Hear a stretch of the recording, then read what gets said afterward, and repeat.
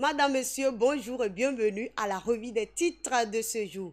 Le concours Prix Indépendance médiatique 4e édition est officiellement lancé.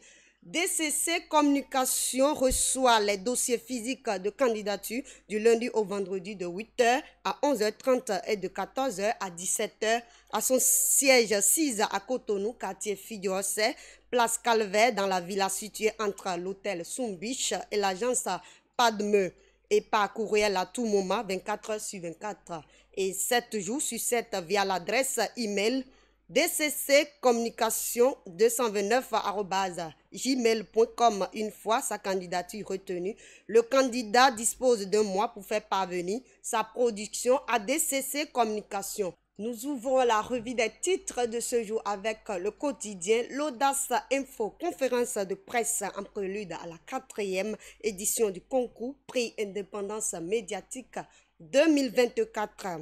DCC Communication annonce les couleurs. Polémique inutile contre un 3e mandat, talon incompris par de politiciens aveugles. Du coin info. Prix Indépendance médiatique internationale, la 4e édition officiellement lancée. Aux autorités des deux pays dans la crise à la frontière Bénin-Niger, la Fondation Maléosou fait de pertinentes propositions d'un quotidien à un autre. Monde 7 info, échec de la proposition de révision de la Constitution, satisfaction morale pour l'honorable Hassan Seibou. 4e édition du prix Indépendance médiatique internationale. Le comité d'organisation dévoile le calendrier. Dabarou à présent, depuis sa cellule où elle croupit depuis 3 ans, Rekia Madoukou offre de l'eau potable aux populations de Gorgounou, Alada et Banter. Championnat du monde d'athlétisme en salle à Glasgow. Noli Yarigo décroche la première médaille de l'histoire. Fraternité, titre incendie provoqué dans 2 établissements scolaires.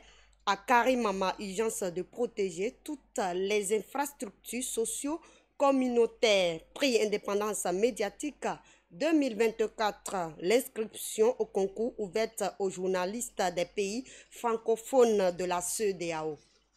L'affiche du jour pour finir, implication de cette députée de la mouvance au rejet de la proposition de loi sur la révision de la Constitution vers une fin de mandat mouvementée pour talon, se questionne le journal. Société béninoise d'énergie électrique SBEE, suppression de jouissance des quotas d'eau et d'électricité pour les agents. Voici la fin pour la revue des titres de ce jour. Merci de nous avoir suivis et à bientôt.